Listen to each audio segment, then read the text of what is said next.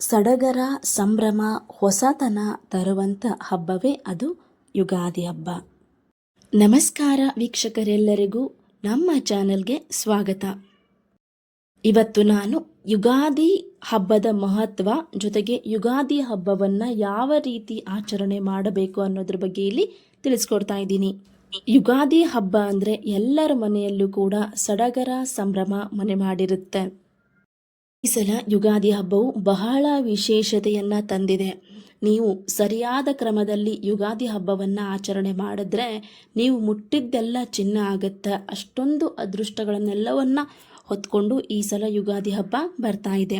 ಹಾಗಾಗಿ ನೀವು ಕ್ರಮಬದ್ಧವಾದಂತಹ ಪದ್ಧತಿಗಳನ್ನು ಅನುಸರಿಸ್ಕೊಂಡು ನೀವು ಯುಗಾದಿ ಹಬ್ಬವನ್ನು ಆಚರಣೆ ಮಾಡಬೇಕು. ಅದು ಯಾವ ರೀತಿ ಅಂತ ಇಲ್ಲಿ ನಾನು ತಿಳಿಸ್ಕೊಡ್ತೀನಿ. 2026ರಲ್ಲಿ ಯುಗಾದಿ ಹಬ್ಬ ಯಾವ ದಿವಸ ಬಂದಿದೆ ಅಂದರೆ 19 ಮಾರ್ಚ್ ಗುರುವಾರ ದಿವಸ ಯುಗಾದಿ ಹಬ್ಬ ಬಂದಿದೆ. ಈ ಸಲ ಅಮಾವಾಸ್ಯೆ ನೋಡಿ ಇನ್ನು 18ನೇ ತಾರೀಕು ಬೆಳಗ್ಗೆ 8:25ಕ್ಕೆ ಅಮಾವಾಸ್ಯೆ ಪ್ರಾರಂಭವಾಗುತ್ತೆ. ಅಮಾವಾಸ್ಯೆ ಅಂತ್ಯ ಯಾವಾಗಂತ ಅಂದರೆ 19ನೇ ತಾರೀಕು ಬೆಳಗ್ಗೆ 6:53 ಅಮಾವಾಸ್ಯೆ ಅಂತ್ಯ ಆಗುತ್ತೆ. ಇನ್ನು ಯುಗಾದಿ ಹಬ್ಬದ ದಿವಸ ಬೆಳಗ್ಗೆ ಎದ್ದು ಎಣ್ಣೆ ಸ್ನಾನ ಮಾಡಬೇಕು. ಜೊತೆಗೆ ಸ್ನಾನದ ನೀರಿಗೆ ನೀವು ಬೇವಿನ ಎಲೆಯನ್ನು ಹಾಕ್ಕೊಂಡು ಸ್ನಾನ ಮಾಡಬೇಕು.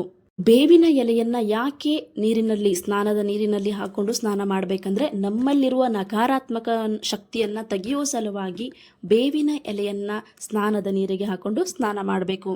ಈ ಪದ್ಧತಿ ಕೆಲವ್ರ ಮನೆಯಲ್ಲಿ ಈಗಲೂ ಕೂಡ ಇದೆ. ಅದೇ ಥರ ನಡೆಸ್ಕೊಂಡು ಬಂದಿದ್ದಾರೆ. ಕೆಲವೊಬ್ಬರಿಗೆ ಈ ಪದ್ಧತಿ ಬಗ್ಗೆ ಗೊತ್ತಿಲ್ಲ. ಆದರೆ ಬೇವಿನ ಎಲೆಯನ್ನು ಹಾಕಿ ಸ್ನಾನ ಮಾಡೋದು ತುಂಬ ಒಳ್ಳೆಯದು. ಹಾಗಾಗಿ ಪ್ರತಿಯೊಬ್ಬರು ಕೂಡ ಈ ಪದ್ಧತಿಯನ್ನು ಅನುಸರಿಸಲೇಬೇಕಾಗುತ್ತೆ. ನಂತರ ದೇವರಿಗೆ ವಿಶೇಷವಾದಂತಹ ಪೂಜೆಯನ್ನು ಮಾಡಬೇಕು. ಹೂಗಳಿಂದ ಅಲಂಕಾರ ಮಾಡಿ ದೇವರಿಗೆ ಬೇವು ಬೆಲ್ಲ ನೈವೇದ್ಯ ತೋರಿಸ್ಬೇಕಾಗುತ್ತೆ. ನೋಡಿ, ದೇವರಿಗೂ ಕೂಡ ಮೊದಲನೆಯ ನೈವೇದ್ಯ ಬೇವು ಬೆಲ್ಲವೇ ಆಗಿರಬೇಕು. ದೇವರಿಗೆ ಮೊದಲು ಬೇವು ಬೆಲ್ಲದ ನೈವೇದ್ಯವನ್ನು ಅರ್ಪಿಸಿ ಅದಾದ ನಂತರ ಕುಟುಂಬದವರೆಲ್ಲರೂ ಕೂಡ ಬೇವು ಬೆಲ್ಲವನ್ನು ಸೇವಿಸಬೇಕು. ಬೇವು ಬೆಲ್ಲ ಇದು ಜೀವನದ ಕಷ್ಟ ಸುಖಗಳನ್ನು ಸಮಾನಾಗಿ ಸ್ವೀಕರಿಸುವ ಸಂದೇಶವಾಗಿದೆ. ಇನ್ನು ಯುಗಾದಿ ಹಬ್ಬದ ದಿವಸ ಮನೆಯ ಬಾಗಿಲಿಗೆ ಮಾವಿನಕಾಯಿಯ ತೋರಣವನ್ನು ಕಟ್ಟಬೇಕಾಗುತ್ತೆ. ಇದು ಕೂಡ ತುಂಬ ಶುಭವಾಗಿದ್ದು. ಯಾಕೆ ಮಾವಿನಕಾಯಿ ಗಿಡದ ಎಲೆಗಳನ್ನು ಮನೆ ಕಟ್ತಾರಂದರೆ ಮನೆಯಲ್ಲಿರುವ ನಕಾರಾತ್ಮಕ ಶಕ್ತಿಯನ್ನು ತೆಗೆಯುವ ಸಲುವಾಗಿ ಆ ದಿವಸ ನಾವು ಮನೆಗೆ ಮಾವಿನಕಾಯಿ ತೋರಣವನ್ನು ಕಟ್ತೀವಿ. ನೋಡಿ, ಮೊದಲಿಗೆ ನೀವು ಬೇವು ಬೆಲ್ಲದ ನೈವೇದ್ಯವನ್ನು ದೇವರಿಗೆ ತೋರಿಸಿರ್ತೀರ. ಅದಾದ ನಂತರ ಮನೆಯಲ್ಲಿ ಒಬ್ಬಟ್ಟು ಅಂದರೆ ಹೋಳಿಗೆನೇ ನೈವೇದ್ಯ ಮಾಡಬೇಕಾಗತ್ತೆ. ಒಬ್ಬಟ್ಟು ನೈವೇದ್ಯವನ್ನು ದೇವರಿಗೆ ತೋರಿಸ್ಬಿಟ್ಟು ಕುಟುಂಬದವರೆಲ್ಲರೂ ಕೂಡ ಒಟ್ಟಿಗೆ ಕುಂತು ಊಟ ಮಾಡೋ ಪದ್ಧತಿ.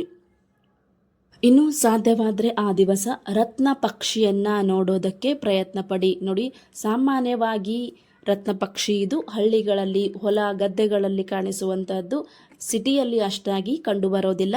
ಆದರೂ ಕೂಡ ನೋಡೋದಕ್ಕೆ ಪ್ರಯತ್ನ ಪಡಿ. ರತ್ನ ಪಕ್ಷಿಯನ್ನು ನೋಡಿದ್ರೆ ಅದೃಷ್ಟ ಒಲಿದು ಬರುತ್ತದೆ ಅಂತ ಶಾಸ್ತ್ರ ಹೇಳುತ್ತೆ. ಹಾಗಾಗಿ ಆ ದಿವಸ ರತ್ನ ಪಕ್ಷಿ ನೋಡೋದು ತುಂಬ ಒಳ್ಳೆಯದು. ಆ ದಿವಸ ನೋಡಿ, ಬಡವರಿಗೆ ಆದಷ್ಟು ದಾನವನ್ನು ಮಾಡಿ ಅದರಲ್ಲಿ ಗೋಧಿಯ ದಾನ ಮಾಡೋದು ತುಂಬ ಒಳ್ಳೆಯದು. ನೋಡಿ, ಯುಗಾದಿ ಹಬ್ಬದ ದಿವಸ ಗೋಧಿ ದಾನ ಮಾಡೋದು ತುಂಬ ಶ್ರೇಷ್ಠ. ಸಾಧ್ಯವಾದಷ್ಟು ನಿಮ್ಮ ಕೈಯಲ್ಲಿ ಎಷ್ಟಾಗುತ್ತೋ ಅಷ್ಟು ಗೋಧಿ ದಾನವನ್ನಾಗಿ ಕೊಡಿ.